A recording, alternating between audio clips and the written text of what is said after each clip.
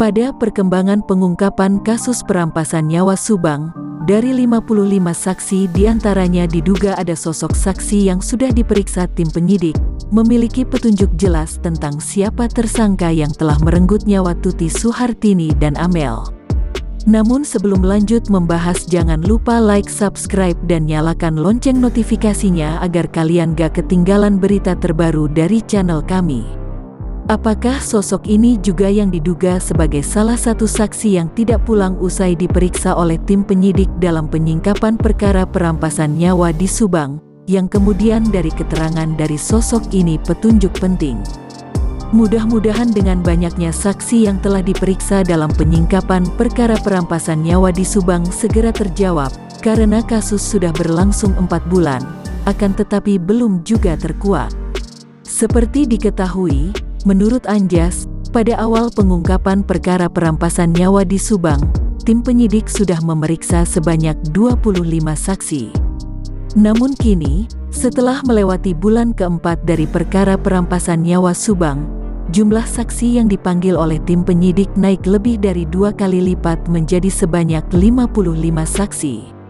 Mungkin kan ada beberapa saksi yang tidak meyakinkan atau berbohong, sehingga tim penyidik kesusahan untuk mengumpulkan potongan-potongan atau puzzle perkara Subang tersebut. Tim penyidik kemudian mengoreksi mana saksi-saksi yang meyakinkan, dan mana saksi-saksi yang berbohong, DSB. Dari 25 saksi yang diperiksa di awal kasus ada nama Wahyu Kurnia yang juga kepala sekolah di bawah benteng Yayasan Bina Prestasi Nasional, di mana korban Tuti dan Amel menjadi pengelola di yayasan tersebut. Pada pemeriksaan akhir November, tim penyidik memanggil kembali 3 orang saksi dari yayasan, dan salah satunya adalah Wahyu. Diduga kuat, Wahyu dipanggil lagi karena ia memiliki petunjuk yang spesifikasi mengenai siapa tersangka dari kasus perampasan nyawa Subang.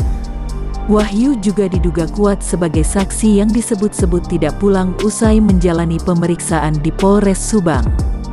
Seperti diketahui saat pemeriksaan tanggal 1 Desember tahun 2021, 3 orang dari Yayasan Bina Prestasi Nasional tempat Tuti dan Amel menjabat sebagai pengelola, diperiksa oleh tim penyidik di Polres Subang. Dari 2 saksi yang diperiksa yang berhasil ditemui wartawan yang memberitakan perkara perampasan nyawa di Subang, salah satunya yakni Kosasih. Dia tidak banyak memberikan keterangan. Akan tetapi, Kosasih menegaskan, saat hari itu yang diperiksa selain dirinya adalah Opik dan Wahyu dari sekolah yang berada di bawah naungan Yayasan Bina Prestasi Nasional juga ikut diperiksa. Tidak lama kemudian, para peliput berhasil menemui Opik yang baru saja keluar dari ruang pemeriksaan. Akan tetapi, Opik menolak berkomentar dan langsung pergi begitu saja. Lalu, tidak ada kabar dari para peliput apakah usai pemeriksaan mereka melihat dan mewawancari Wahyu.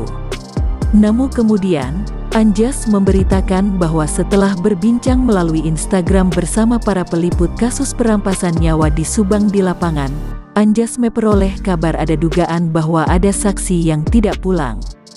Kabar tentang saksi tidak pulang tersebut lantas berlanjut dengan adanya pemeriksaan Danu pada Senin tanggal 6 Desember tahun 2021 dan Selasa tanggal 7 Desember tahun 2021.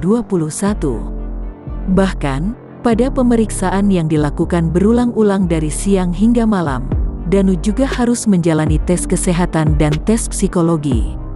Apakah sosok Wahyu yang disebut-sebut sebagai salah satu sosok saksi yang tidak pulang tersebut? Dan apakah sosok ini benar memiliki informasi detail mengenai siapa tersangka dalam kasus perampasan nyawa ibu dan anak di Subang tersebut? Sekian informasi Subang kali ini, semoga bermanfaat. Terima kasih sudah menonton video kami dan sampai jumpa di video selanjutnya.